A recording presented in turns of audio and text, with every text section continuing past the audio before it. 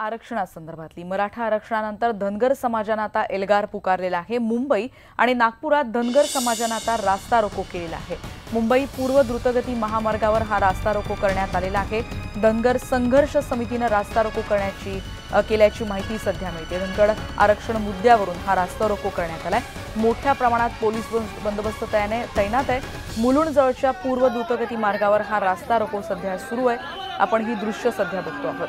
धनगर आरक्षण संघर्ष समितीच्या वतीने राज्यभरात असा एल्गार आता पुकारला जातो आहे। एकीकडे नागपूरची देखील दृश्य आपण बघतो आहोत। धनगर समाज संघर्ष समितीने सरकारला हे इशारा दिलेला आहे। आंदोलन करून नागपुरामध्ये आपण बघतोय जाहीरनाम्याची होळी करून भाजप शहर अध्यक्ष सुधाकर कोळहेंच्या घरासमोर निदर्शनं करण्यात आली आहेत। महायुतीच्या वचननाम्याची होळी इथे केली जाते।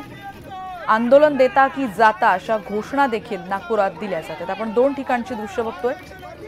मुंबईतल्या मुलुंड उपनगरात जवळून जाणाऱ्या मोठ्या रस्त्यावर हे आंदोलन एकीकडे सुरू आहे पूर्व द्रुतगती मार्गाजवळ, आणि दुसरी आपण बातमी बघतोय नागपुरात देखील धनगर समाजाने असाच एल्गार पुकारलेला आहे। जाहीरनाम्याची इथे होळी केली जाते।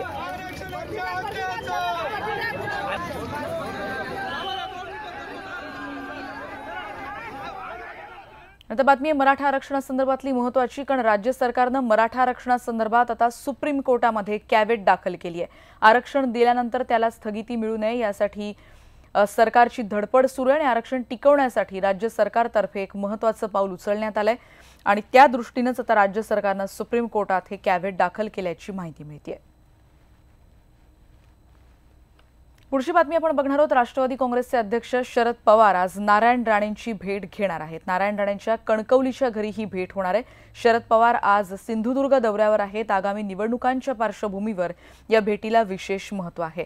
या दोघांच्या भेटीतून मराठा आरक्षणाच्या मुद्द्यासोबतच नारायण राणेंनी फडणवीस सरकारवर नाराजी व्यक्त केली होती आधी, आणि त्यावरून राणेंना काही राजकीय संकेत पवारांना द्यायचेत का अशी चर्चा सध्या रंगते आहे। पुढची बातमी आपण बघणार आहोत भंडाऱ्यातली। पवनी तालुक्यातल्या कोंढा इथे गावकऱ्यांनी एका प्रेमीयुगलाची धिंड काढल्यामुळे खळबळ उडालेली आहे। कोंढा इथल्या एका व्यक्तीचे एका महिलेशी संबंध होते अनैतिक। तिला ऑलरेडी 2 मुलं आहेत आणि त्यामुळे तिची निंदा सातत्याने तिथे होत होती। या संबंधाची चर्चा गावात अनेक दिवसांपासून आहे, पण काल ही महिला प्रियकराच्या घरी आली होती आणि पती पत्नीप्रमाणे राहायचे अशी तिची मागणी होती आणि यावरून हा वाद पेटत गेला। पण याचा राग मनात धरत या प्रियकराच्या कुटुंबियांनी दोघांनाही सायकल रिक्षामध्ये बसून गावात धिंड काढलेली आहे। पोलिसांनी आतापर्यंत 10 जणांना या प्रकरणी अटक केली आहे।